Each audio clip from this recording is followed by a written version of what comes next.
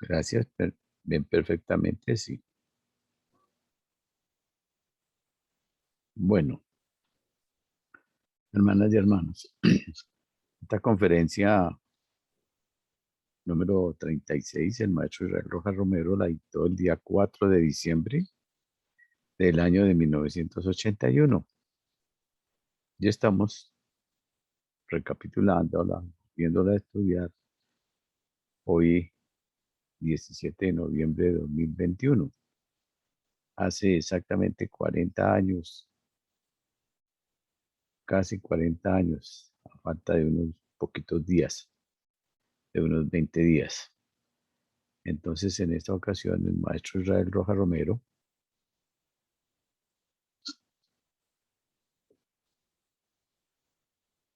se va a referir en esta clase sobre la médula ósea, los tres árboles sagrados, su relación con las tres meninges, salud, purificar y fortificar.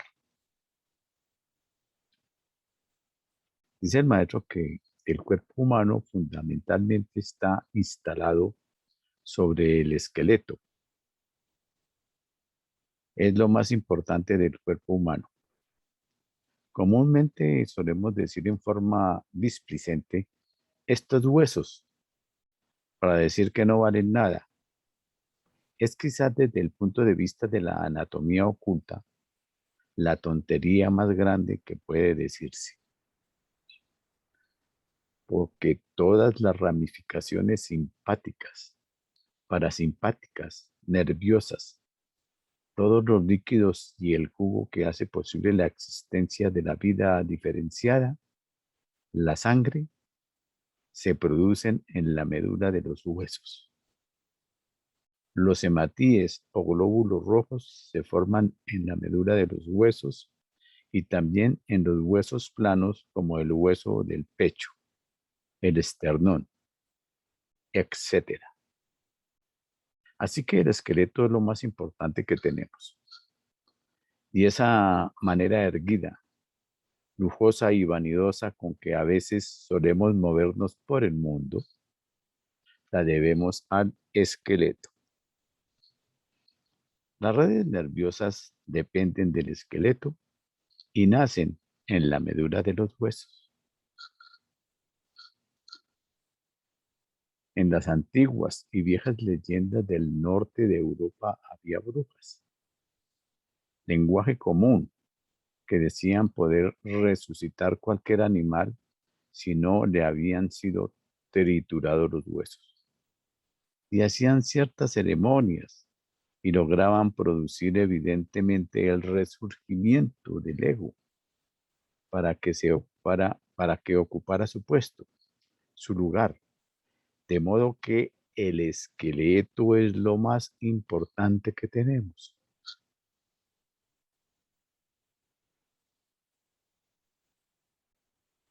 El señor Goethe, hombre filósofo,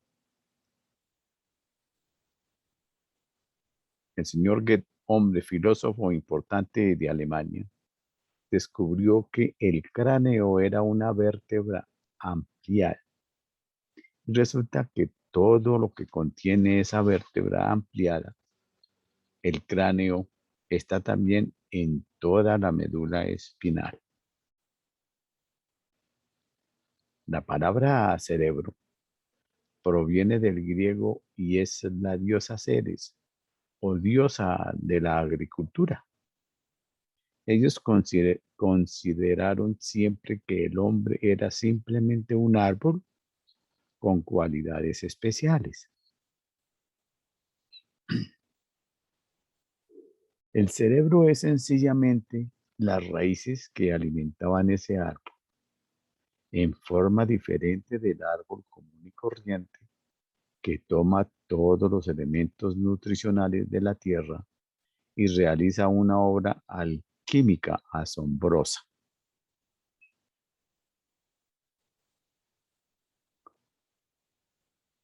Piensen, hermanas y hermanos, en la capacidad que tiene ese reino prodigioso de convertir la vida mineral en vida vegetal y después en vida animal, porque ningún animal de cualquier especie que sea puede vivir sin los vegetales.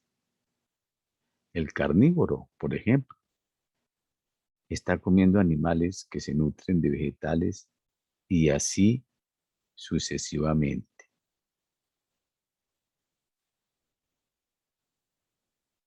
De manera que el reino vegetal es la maravilla de las maravillas. Esa capacidad cósmica que posee para transformar la vida mineral en vida vegetal y luego en vida animal. No la posee sino única y exclusivamente el reino vegetal. La humanidad inconsciente destruye los vegetales sin darse cuenta la trascendencia y la importancia de ellos. Tenemos, por ejemplo, todo lo de Persia, todo lo de Caldea, todos los grandes desiertos de Arabia, de China.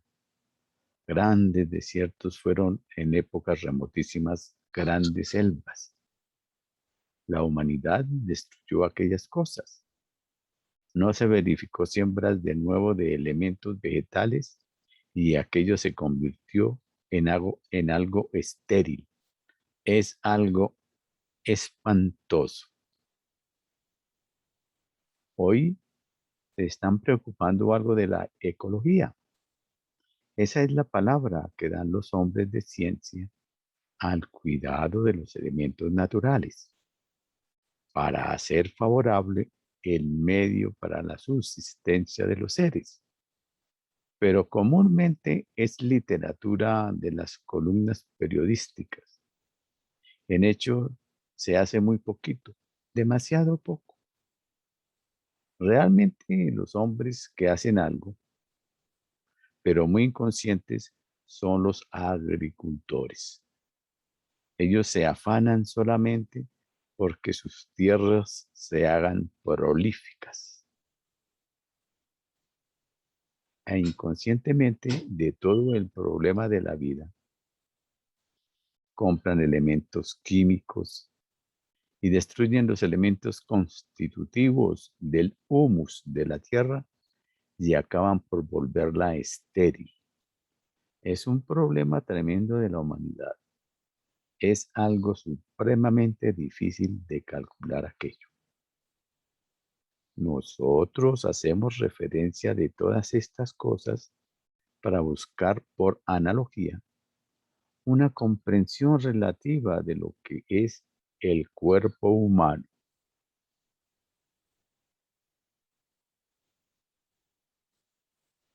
Ahora vamos a ver los tres árboles de la cábala: el árbol del conocimiento, el árbol de la vida y el árbol de la armonía. En la cábala, por ejemplo, hay tres árboles. Un árbol que depende de lo cósmico y da sus frutos en la tierra. Un árbol que depende de la tierra y da sus frutos en lo cósmico.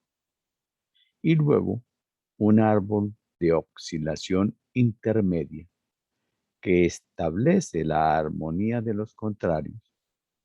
Por lo tanto, son tres árboles sagrados. Ya nosotros estamos viendo objetivamente que eso es algo que está al alcance de nuestra inteligencia. El árbol de la vida tiene sus raíces en la glándula pituitaria y da sus frutos en la esfera generativa para fines de la reproducción de la especie, pero no solamente para eso. Toda la energía del hombre depende de esa sustancia germinal. Por eso el niño, cuando aún aquella sustancia germinal no ha tomado poder en su naturaleza, es un niño. No tiene inteligencia. Luz Esperanza, apague, por favor. No tiene inteligencia, no tiene razón ni juicio, es demasiado emotivo. Y a medida que esa energía del cosmos empieza a formarse en la naturaleza de su organismo, empieza a formarse en la naturaleza de su organismo y empieza a constituirse en un hombre. Crece y se vuelve soberbio, como somos todos. Es viril y es enérgico. Cree que se puede devorar el mundo, pero apenas empieza a gastar mal aquella, pero apenas empieza a gastar mal aquella energía, empieza su decadencia. Decadencia que al fin lo va de llevar a la tumba, inoportunamente porque no cumple el ciclo vital. Ese es el árbol de la vida en nosotros.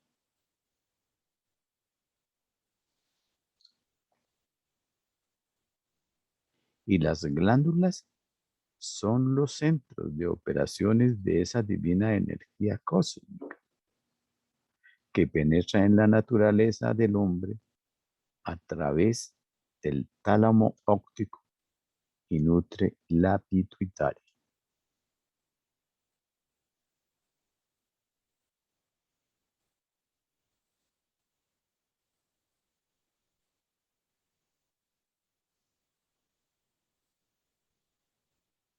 La glándula pituitaria, ¿cómo opera este subglandular?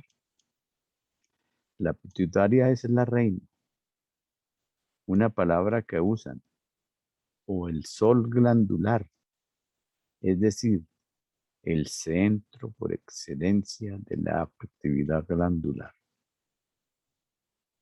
Pero ya hemos visto bien que esa actividad glandular se verifica por acción de imágenes operativas.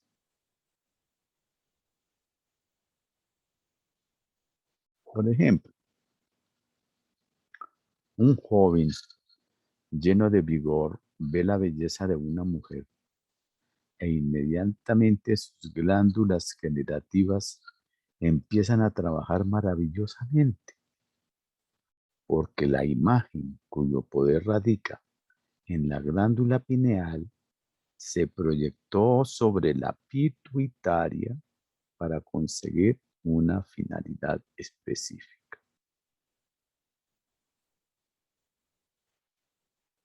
Vamos, por ejemplo, por la calle y aún no hemos almorzado y vemos un pedazo de chicharrón oliendo a mico. E inmediatamente las glándulas empiezan a trabajar por la fuerza de la imagen de la glándula pineal sobre la pituitaria y empieza a trabajar el mecanismo glandular para digerir el chicharrón, en este caso, o una manzana o lo que sea. Estamos hablando es de la ciencia de la vida y de cómo se verifican las operaciones psíquico-fisiológicas de la naturaleza del hombre. Pero el hombre es apenas una condensación de la energía del universo. Es algo formidable todo aquello. Pero ustedes dicen, ¿y por qué todas esas aventuras de ideas tan extrañas? No, no hay nada extraño, nada. Primero, todo es sutil y después es formal. Un niño nace etéricamente cuando un joven lleno de energía imagina que puede fecundar a su esposa. Y entonces viene la emanación de aquellos poderes hasta que se verifican los hechos. No hay nada de mítico. Todo es una sabiduría prodigiosa, dice el maestro. Yo hablo de un yo muy humano. Me lleno de entusiasmo al pensar en estos fenómenos. Palabra no muy adecuada, pero necesaria a la inteligencia. De todas estas maravillas de la naturaleza universal en la vida del hombre. ¿Cuál es el árbol del conocimiento?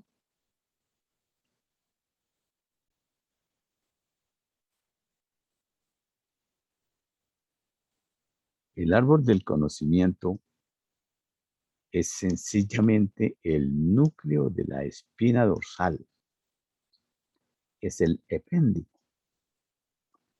La energía no gastada en la generación la deriva ese sistema en el plexo sacro y empieza a elevar esas energías hacia el cerebro para que se convierta en el árbol del conocimiento.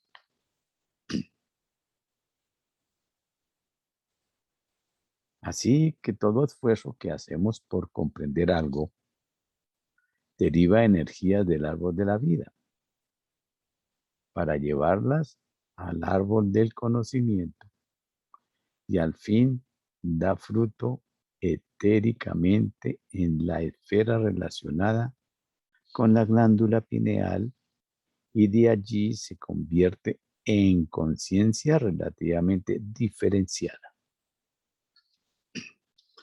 Ahora, si esta conciencia diferenciada no opera en una forma de vida en un momento determinado, pasa al subconsciente y entonces la experiencia del día se va y se hunde allá para casi desaparecer. A no ser que el hombre esté encaminado por el sendero y trate de deducir su experiencia por el ejercicio retrospectivo, que todos hacemos maravillosamente bien, menos yo. El ejercicio retrospectivo es lo más importante que la escuela da a la humanidad.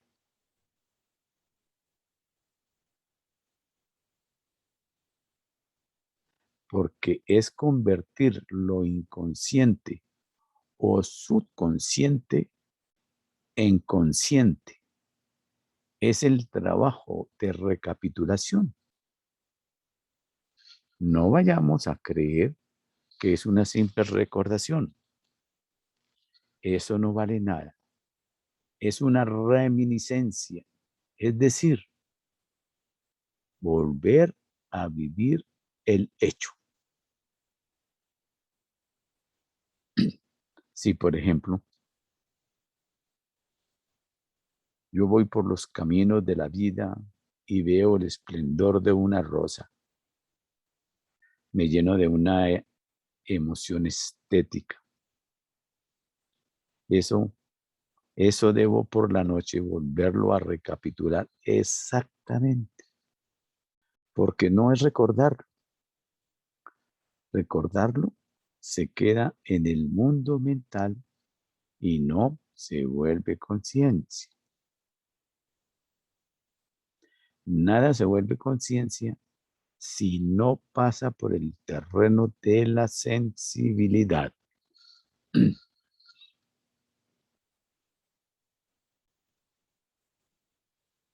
La sensibilidad es la razón de ser del instinto en plantas y animales y de la autoconciencia en el hombre. Nos enseñó uno de los grandes seres que guían la evolución del mundo. Así que si no llegamos al terreno de la sensibilidad, siempre seremos tardos en el proceso de la autoconciencia, del conocimiento, de la sabiduría, del amor y de tutti quanti, de tantas cosas en la naturaleza.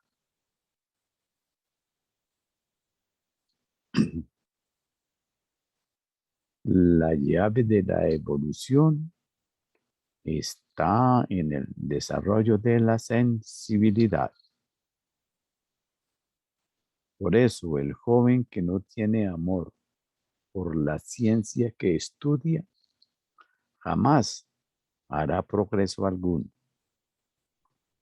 A esa cosa vaga, incierta, los profesores la llaman vocación. Vocación es el amor que se tiene por una idea, por un sentimiento, por una conciencia, por un hecho extraordinario. Medicina, filosofía, metafísica, música, poesía, lo que ustedes quieran. Vocación es el sentido de armonía y de belleza que sentimos por alguna cosa. Y sin esa cualidad, el hombre no progresa en nada.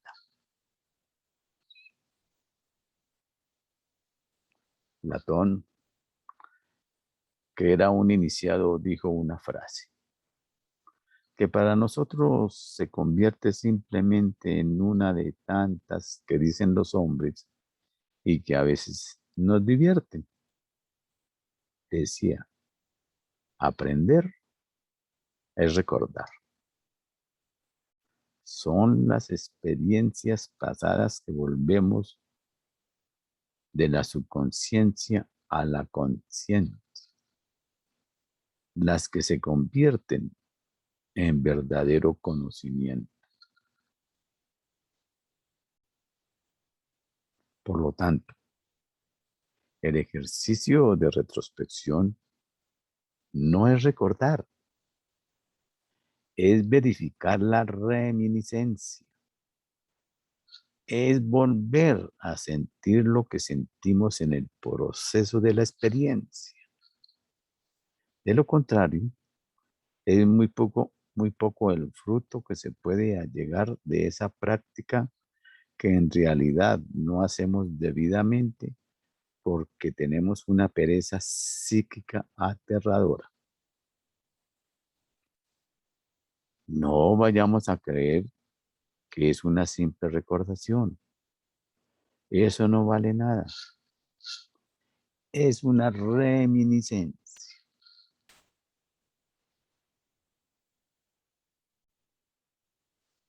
Queremos convertirnos en Einstein, ser émulos de Jesús y superar a Buda, pero no hacemos nada por desarrollar nuestras cualidades. Es una ingenuidad. Ahora, nada de esto se pierde porque a través de las encarnaciones, estas enseñanzas vuelven a vivirse y a sentirse y de todas maneras son algo bueno. Pero es muy importante actuar, trabajar, visualizar, sentir. Eso es lo que se llama meditación. Pero la gente no sabe qué es meditar. Es visualizar, es volver a ver. Y si ese volver a ver no se convierte en sensorialidad, tampoco ha habido mucho progreso en el hombre. Es admirable aquello. Meditar es visualizar, es ver, imaginar con sensibilidad.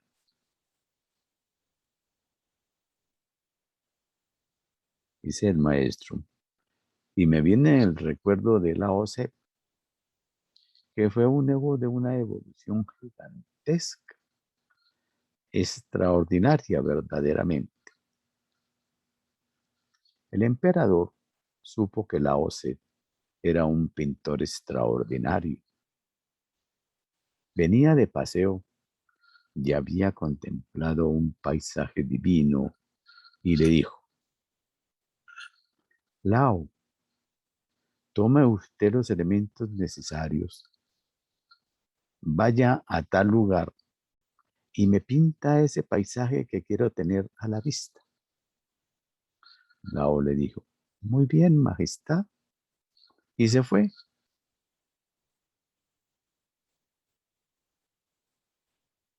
En el tiempo debido, regresó y dijo el emperador: ¿y dónde está el paisaje? No se preocupe, majestad, dijo Lao. Lo llevo todo en mi corazón. Y sacó el lienzo y lo pintó. Y era exactamente lo que había visto el emperador. Él sí sabía verificar sus reminiscencias. Él sí sabía verificar sus reminiscencias. Sí sabía revivir cada uno de los hechos en la esfera de la sensibilidad para convertirlo en conciencia y poder sacar el pincel y trasplantarlo en el lienzo. Así debiéramos ser nosotros en las experiencias de la vida, para que la evolución cumpla su finalidad. Funcionar en el mundo mental es bien poca cosa, aun cuando es algo, porque peor es nada. Como dicen los campesinos de mi pueblo, gente muy sabia, dicen cosas maravillosas que no viven tampoco.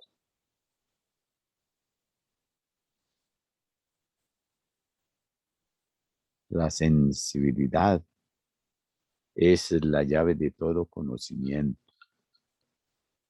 y la sensibilidad fundamentalmente tiene su aparato para nosotros más o menos desarrollado en el gran simpático.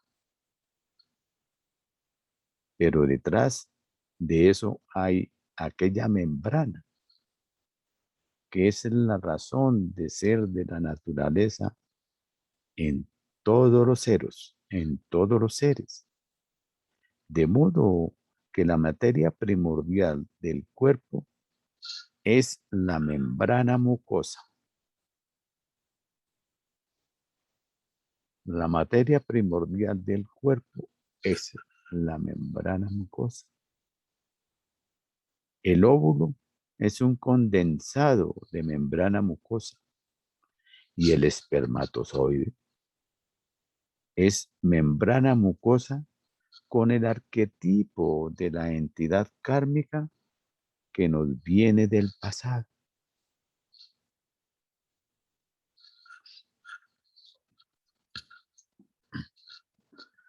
Porque somos hijos de nuestro karma y por eso tenemos un destino, una fuerza y una manera de ser, o una estulticia o una indiferencia por las cosas cuando no hemos trabajado en el pasado y tenemos la oportunidad de prepararnos para el futuro, porque la vida es un eterno devenir.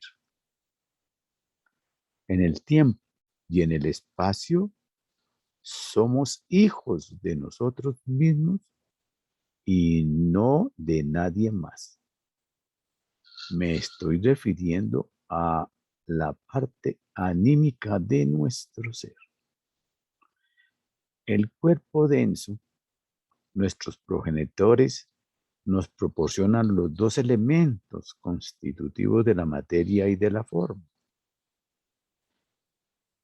Pero el ego que pasa en el espermatozoide, porque lo usa como instrumento para manifestarse, es el arquetipo de todo lo que hemos hecho en el pasado, de todo lo que hemos pensado, pero inconscientemente.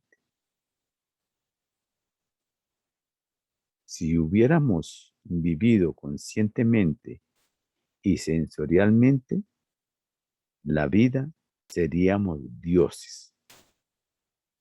Esos son los grandes misterios de la existencia. Si hubiéramos vivido conscientemente, sensorialmente la vida, seríamos dioses. Entonces, veamos. Nuestro cráneo guarda en su interior todos los misterios de la vida y del ser diferenciado y orgánico. Tenemos sencillamente tres ramificaciones formidables que son la dura madre, la pía madre y la aranoides. La dura madre tiene su raíz en la pituitaria, la pía madre en la pineal y la aranoides en el tálamo óptico. Luego se extienden por todas partes y están trabajando en un paralelismo extraordinario. Son las raíces de las meninges. La pía madre es el instrumento de la sensibilidad y de la conciencia. La dura madre es la acción funcional de nuestro cuerpo denso, empezando a ser instrumento de la vitalidad universal. Y la aranoides encierra el misterio de la vida y de la evolución. Allí está el misterio de la vida, en la aranoides, que fluctúa entre la severidad del cuerpo, la dura madre, y la sensibilidad del ego, la pía madre.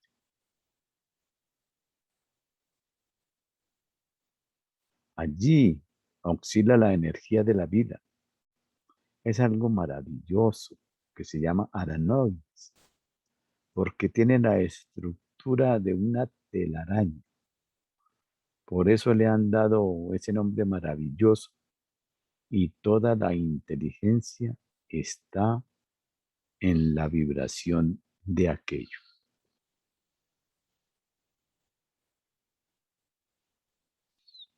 Entonces tenemos Tía Madre, el Padre, alma, senso, conciencia, sensibilidad, ego, Espíritu Divino.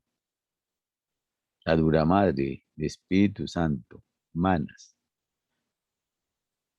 vitalidad, senso, severidad del cuerpo, espíritu humano. Y la aranoides, el mediador, el Cristo, Buddhi, armonía, armonía del alma, el espíritu de vida. Y ustedes habrán oído decir, yo también, y lo he leído muchas veces, que hay un elixir de la eterna juventud. Sí, es la energía que circula por la aranoides, pero tenemos que educarnos para llegar a esa magnitud, mientras que la sabiduría sensorial opera en la pía madre. La voluntad mundana, grosera y altanera o espiritual, cuando se le ha dedicado tiempo y ennoblecerla, depende de la dura madre. Mientras que la armonía de esos contrarios depende de la aranoides. Es formidable todo aquello. Es increíble la naturaleza del hombre y los misterios que el cuerpo humano encierra. El elixir de la eterna juventud es la energía que circula por la aranoides. Digo misterio porque son mixtos. Decimos que son los misterios. Son palabras sin sentido. Son los mixtos. Es que tiene que haber dos potencias y una tercera armonizante para que cualquier función se cumpla. Por eso, en los templos de misterio siempre hay dos columnas alegóricas, pero ellas no son nada.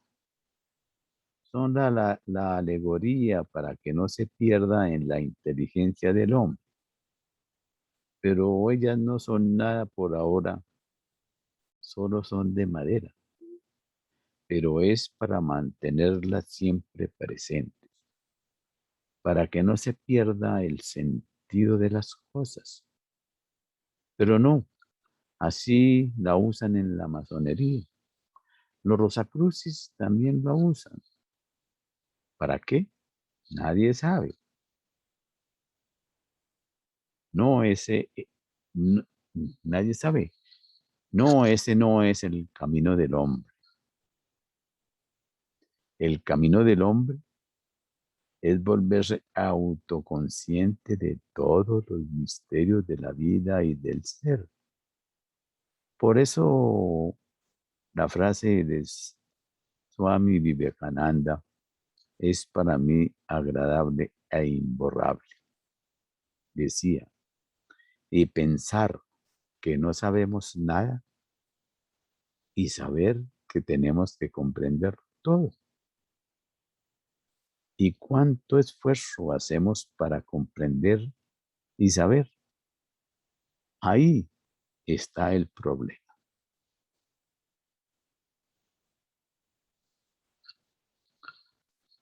La Escuela Rosacruz entrega la llave suprema de ese proceso del conocimiento.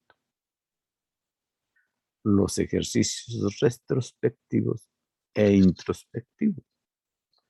Y nosotros cuando nos recibimos aquí, al ser aceptados en el grupo, creemos que es una diversión, que eso no tiene ninguna importancia,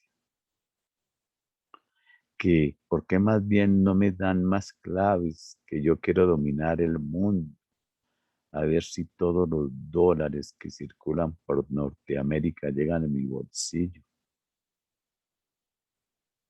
Pero la evolución, nada. La conciencia, nada. La espiritualidad, nada. ¿Y qué sacamos con archimillones de dólares si no tenemos conciencia para usarlos? Hacer errores lamentables y crear un destino funesto para nuestras vidas. Esa es la cosa. La alta responsabilidad del hombre depende ante todo de la sensibilidad. La sensibilidad es la razón de ser de la autoconciencia en el hombre. La alta responsabilidad del hombre depende ante todo de la sensibilidad. La sensibilidad es la razón de ser del instinto en plantas y animales y de la autoconciencia en el hombre. Con esto que se nos enseña aquí, bastaría para haber venido, haber luchado, haber trabajado. Pero eso, ¿para qué? Para aplicar en nuestras vidas.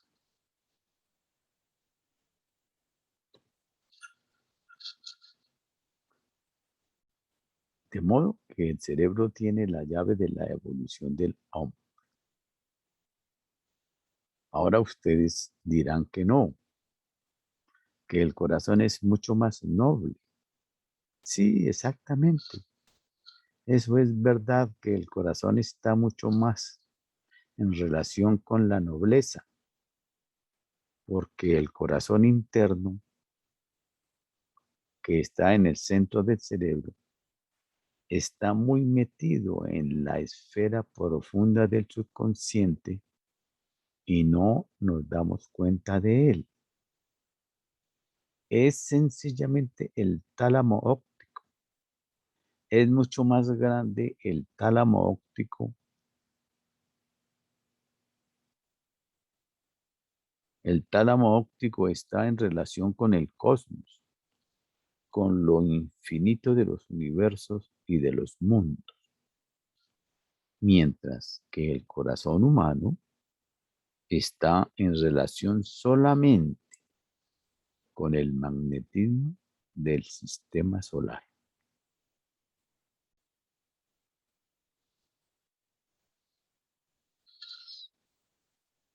Pero en él ha aflorado más la sensibilidad consciente.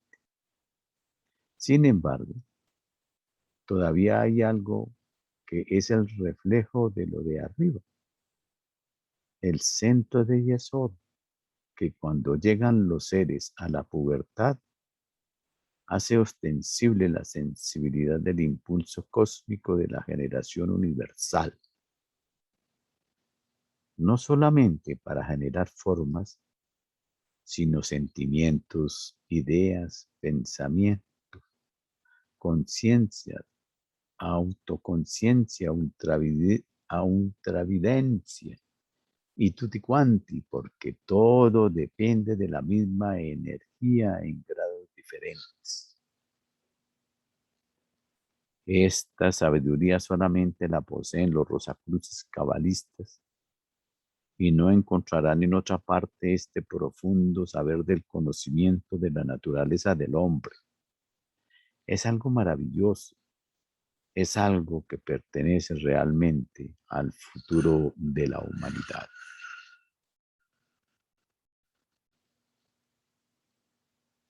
Para que la gente en evolución pueda llegar a interesarse por el autoconocimiento de sí, por sí y para sí, siempre vivimos pendientes de las cosas de afuera, nunca del ser interno que siente, capta, ama, vive y comprende.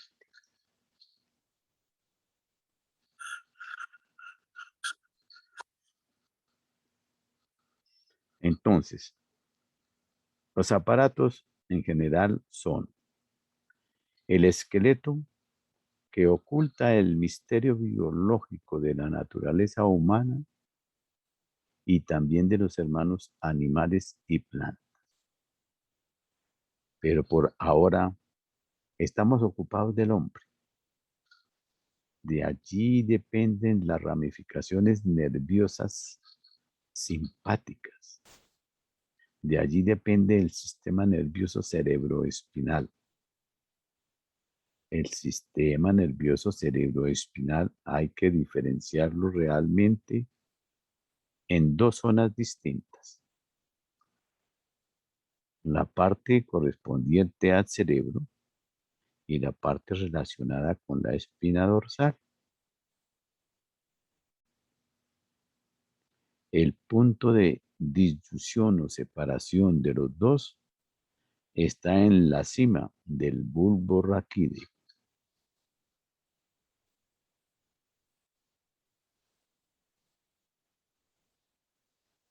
Ahí están los tres principios que constituyen la naturaleza del hombre.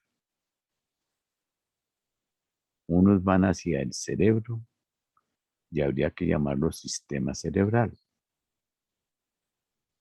Y el otro se llama espinal, que va hacia abajo para cumplir las funciones que ordena el subconsciente en la mayor parte de los casos, o las funciones comunes y corrientes en la vida del hombre, tan poco evolucionado y tampoco consciente. Por ahora pertenecemos a la esfera de lo subconsciente.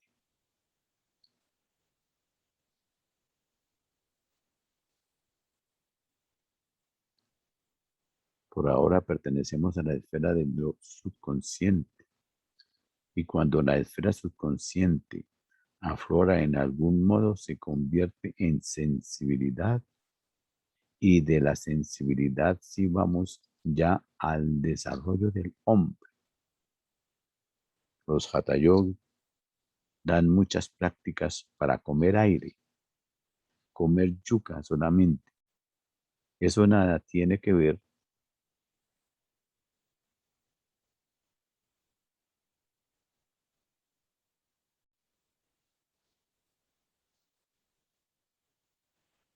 la evolución es sensibilidad, conciencia, autoconciencia, superación, divinización del ser. Eso no depende de ejercicios físicos. No digo que sean del todo inútiles, porque pueden servir para mejorar algo el cuerpo denso. Tal vez si no se abusa de ellos. Si se abusa, se producen grandes desequilibrios en la naturaleza.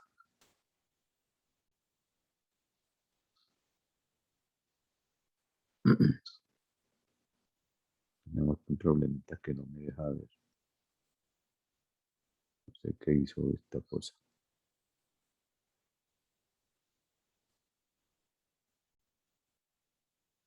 Metió aquí algo que no debe estar. Me disculpan un momentico, por favor.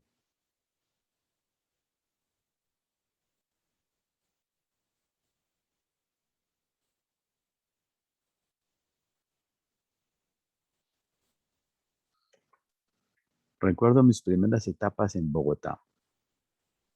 Había leído de la importancia de la respiración para conquistar todos los poderes y todas las cosas. A las 5 de la mañana estaba Rojas, en aquel tiempo joven, en el parque de la calle 24, tragando aire. Como a los 15 días de estar haciendo esta práctica, de 5 a 6 de la mañana, empecé a sentir una debilidad tremenda en mi cuerpo. ¿Qué es lo que pasa? Me puse a meditar. Estoy oxidando mayor cantidad de glóbulos rojos de los que produce mi cuerpo y por eso se está produciendo anemia. Ahora entiendo por qué los yogis son lívidos, pálidos y temblorosos. Ya lo sé, nada más. Estos son tonterías y empezó mi búsqueda para los misterios.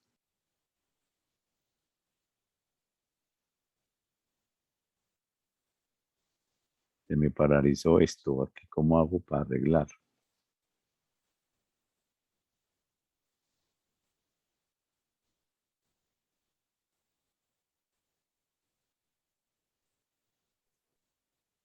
Si mueve la barra, hermano, hacia arriba y hacia abajo. Ya, ya, gracias. Sí, señor. Muchas gracias. Entonces me encontré con la escuela de los Rosacruces y allí empezó mi divino caminar. Mi divino caminar quiere decir las satisfacciones profundas que aquella sabiduría tenían para mí, paso a paso, momento por momento y segundo por segundo.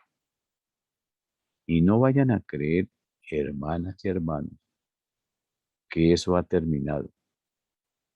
Esta vida de este laboratorio cósmico, espiritual, psíquico y metafísico es el hecho más maravilloso del mundo. Es la única grandeza que hay.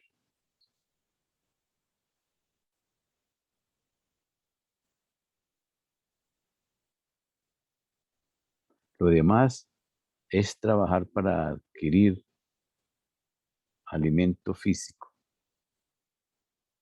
pero enloquecerse por el dinero y conquistar archimillones para un día estirar la pata y dejarlos en un banco cualquiera es la tontería más grande y la imbecilidad más triste de la entidad pensante. Trabajar para satisfacer nuestras necesidades es lógico. El que ha adquirido la responsabilidad de una familia es su deber trabajar, y si no, es un degenerado moral. Pero si le sobra el dinero, es más degenerado moral el no dejar que ese dinero vaya al bolsillo de otros que lo necesitan realmente. Tenemos que aprender a pensar rigurosa y positivamente. Tenemos que aprender a pensar rigurosa y positivamente. Así debe ser el hombre consciente, cada vez más consciente. Trabajar para satisfacer nuestras necesidades es lógico. El, el que ha adquirido la responsabilidad de una familia es su deber trabajar, o si no es un degenerado moral. Pero si le sobra el dinero es más degenerado. Él no, él no deja que ese dinero vaya al bolsillo de otros que lo necesitan realmente. Tenemos que aprender a pensar rigurosa y positivamente. Así que debe ser el hombre consciente, cada vez más consciente. Todos los aparatos tienen su eclosión en la zona cerebral. Lo más grande que llevamos nosotros es el tálamo óptico. Tiene la comisura gris, que es la puerta de entrada para la fuerza divina del universo. Esa puerta de entrada es de salida en la esfera de Yesod para engendrar un nuevo ser. Y la corriente de energía viene, es de allí, va hasta allí. Y si no es utilizada en el mundo de la generación universal, debe ser reabsorbida para los fines de la evolución de la conciencia interna y espiritual, para alcanzar la sensibilidad cósmica, que es la naturaleza del alma del mundo en nosotros. Ya los fisiólogos, estudiando la naturaleza del hombre, han encontrado ciertos centros de sensibilidad para su satisfacción. La sensibilidad que está entrando ahora en la conciencia de la humanidad pertenece al tálamo óptico. La sensibilidad que está entrando ahora en la conciencia de la humanidad pertenece al tálamo óptico. En el hipotálamo tiene su raíz el rinencéfalo. El encéfalo que está en relación con la olfacción, y la olfacción produce toda clase de cambios en nosotros.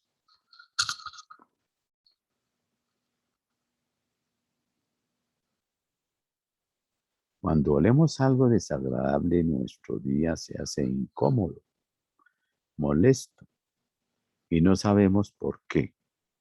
Porque se alteró la sensibilidad en un ritmo que no corresponde a nuestra necesidad. Los franceses, quizás por una acción subconsciente, tratan de salvar esta dificultad por medio de alguna aroma, de alguna esencia, y así animan el rinencéfalo, y así animan la sensibilidad corporal. El esoterista debe ocuparse de admirar la naturaleza, admirar la belleza de la vida, el divino encantamiento de la existencia, el crecer de las plantas, el mover de los animales, el volar de las aves, la marcha de los mundos. Eso es lo que debe animar para vivir la vida espiritual, la vida conscientiva y la vida del alma en la naturaleza corporal del hombre. Ese es el camino de los Rosacruces. Es el camino de la consciente actualización de la divina sensibilidad en nuestra naturaleza. Es algo maravilloso. ¿Qué es el dolor físico? Es sensibilidad, pero ¿por qué duele? Porque hay algún obstáculo que detiene la marcha regular de la vitalidad en el cuerpo humano. Las enfermedades todas, sin excepción alguna, son sencillamente intoxicaciones de residuos físicos no eliminados. Los dolores morales son intoxicaciones psíquicas. Son igualmente obstrucciones que hay en el alma del hombre, que no permiten fluir su naturaleza espiritual y psíquica como debiera ser. Es una coordinación perfecta. En estos últimos tiempos he venido pensando cómo traer una imagen clara de lo que debe ser la salud física, intelectual y moral del hombre. Una escoba es la mejor imagen de la medicina. Barrer de nuestro cuerpo denso las escorias por medio de oxidaciones adecuadas.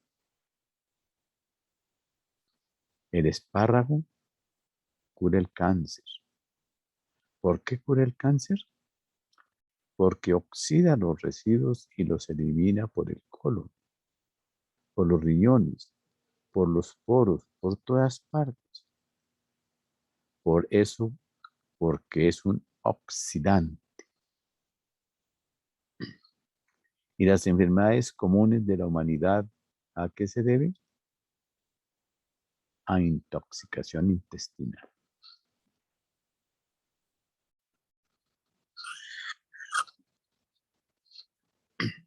Un hecho que he mencionado aquí, pero que me da risa y menciono cada vez que sea necesario para que pensemos en el problema de la salud. Yo desde chico he sido chiflado por la botánica. Me encanta maravillosamente este reino tan prodigioso de la naturaleza y conozco un poco de medicina botánica. Llegó una chica a la casa de una hermana. Era una chica de la más alta sociedad bogotana en aquel tiempo. Y le dije, señorita, hágame el favor de decirme, con tantos males que usted me hace conocer, su aparato digestivo, ¿qué tal? Y ella dijo, divinamente, doctor. Le dije, ¿su vientre funciona 2 veces cada 24 horas? Dijo, no, doctor, por ahí una vez cada 7 días.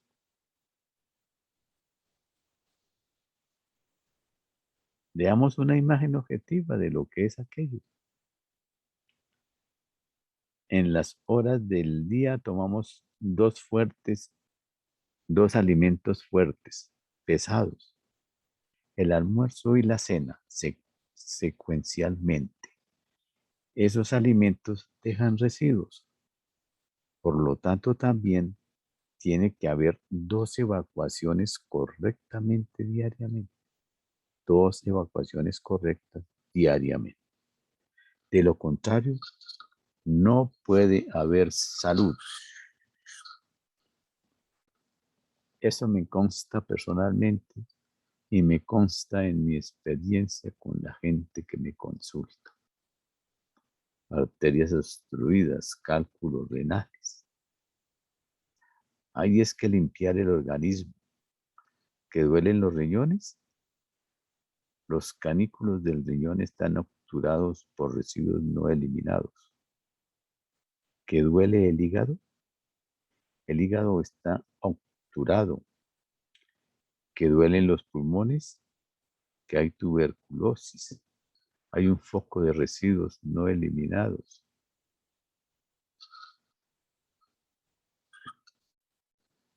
Nuevamente, ¿duele el hígado está obturado.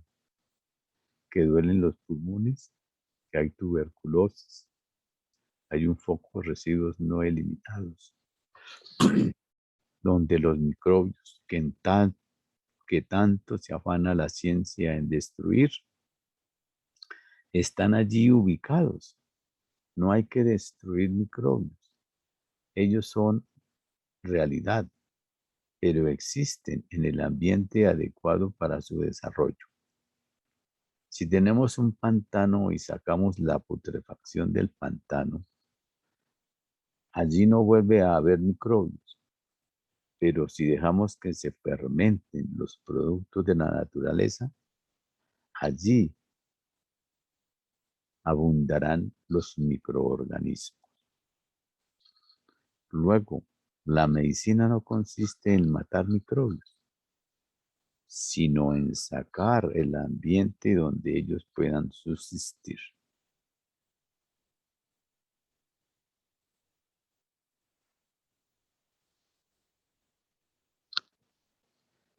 En la parte moral es exactamente igual.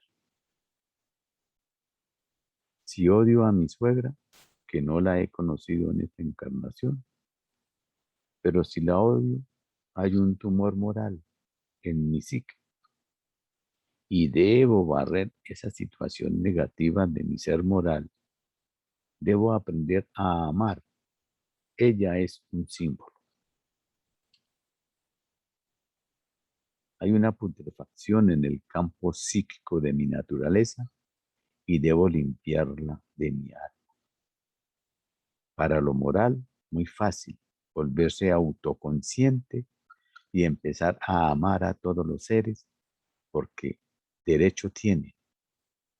En la parte física, sacar los residuos y procurarse una alimentación adecuada y así sucesivamente. Así que el problema del hombre es limpiar,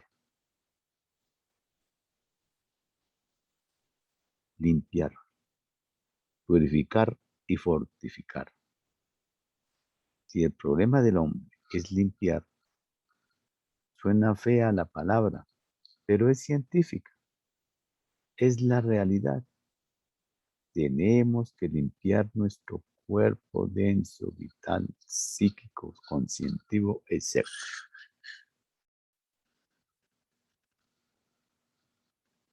Un conocimiento no es conocimiento verdadero y por lo tanto es una escoria que hay que barrer de nuestra psique.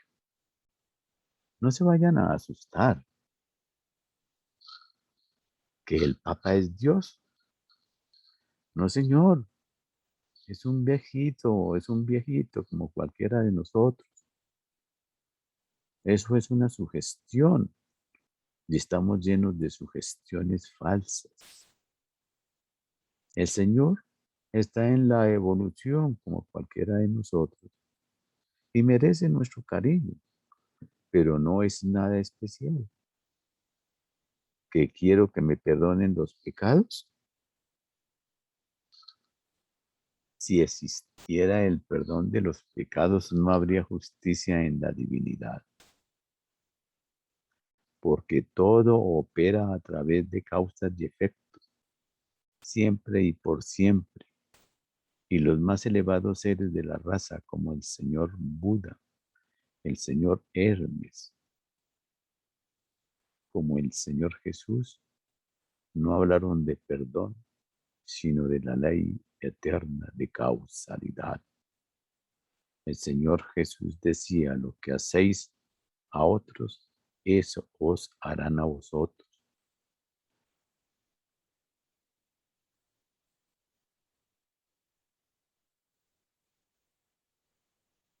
El Señor Platón decía: haz a otro lo que quieras para ti.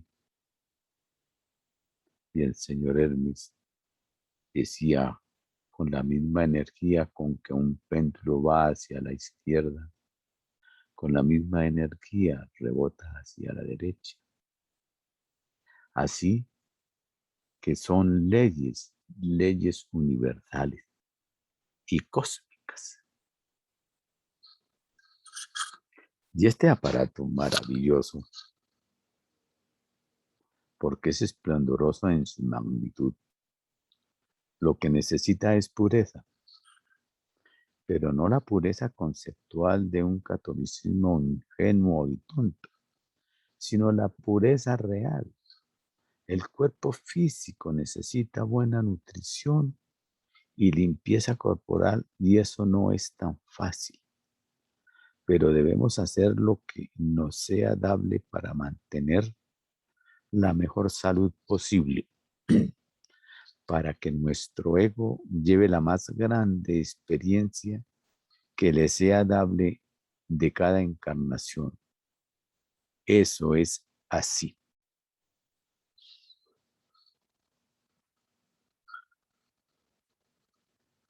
Hombres sanos no hay sino los adeptos.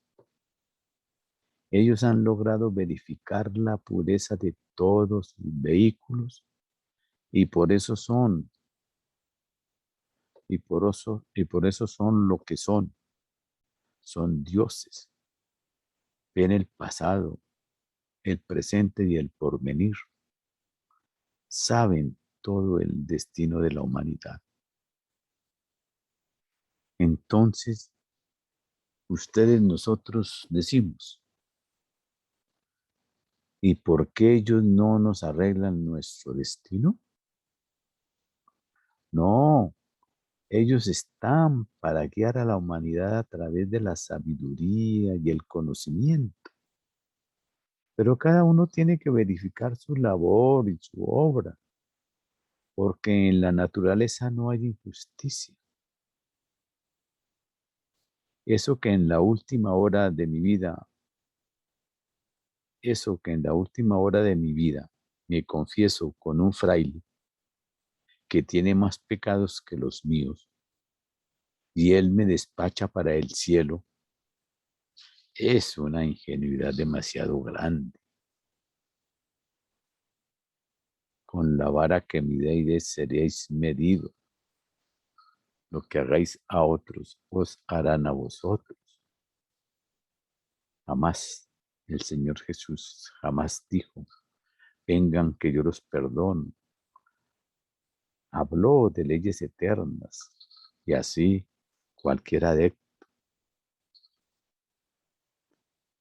Así que el conocimiento del cuerpo denso, aparentemente tan intrascendente, tiene aliento de cosmicidad, tiene aliento de universalidad, y así tenemos que entenderlo. Tenemos que aprender a utilizar cada una de las divinas energías de la vida que fluyen a través de estos organismos. Para fortificar nuestro esqueleto tenemos que comer alimentos abundantes en calcio y fósforo. Fósforo para animar nuestro sistema nervioso. Fierro para animar nuestra sangre. Para purificar nuestro cuerpo, todos aquellos alimentos oxidantes de la naturaleza, que los hay muchos, hay que estudiarlos, hay que tener cuidado.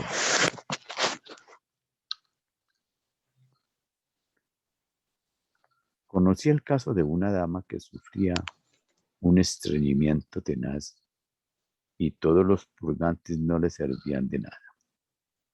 Le dije: señora, El problema suyo es fácil. Observe cuál de estas cosas le produce mejor efecto. Le recomendé la espinaca. Coma espinacas en abundancia a ver qué pasa. No lograba muchos beneficios. Coma aguacate en abundancia y vea el efecto. A poco tiempo se había curado de esta enfermedad, que es la base de todas las demás porque son puros residuos no eliminados. Ella curó su enfermedad con el aguacate, otros con las espinacas, otros tomando leche y pan. Lo único importante es observar, pero hay que observar. La ciencia de la salud es una ciencia como cualquier otra ciencia. Y la atención que debemos poner en nuestras vidas es necesariamente fundamental. Por eso vale la pena pensar en estas cosas admirables de la existencia y seguramente podremos seguir con esta clase de investigaciones que son de un valor incalculable en nuestras vidas y en las vidas de nuestros hermanos. Hasta aquí la conferencia del maestro Israel Rojas.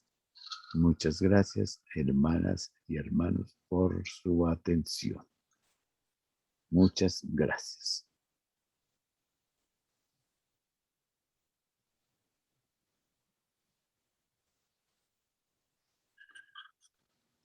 Nos quedan unos poquitos minutos. Si alguien quiere hacer algún comentario o demás, si hay algunas preguntas, las dejaremos para la próxima semana.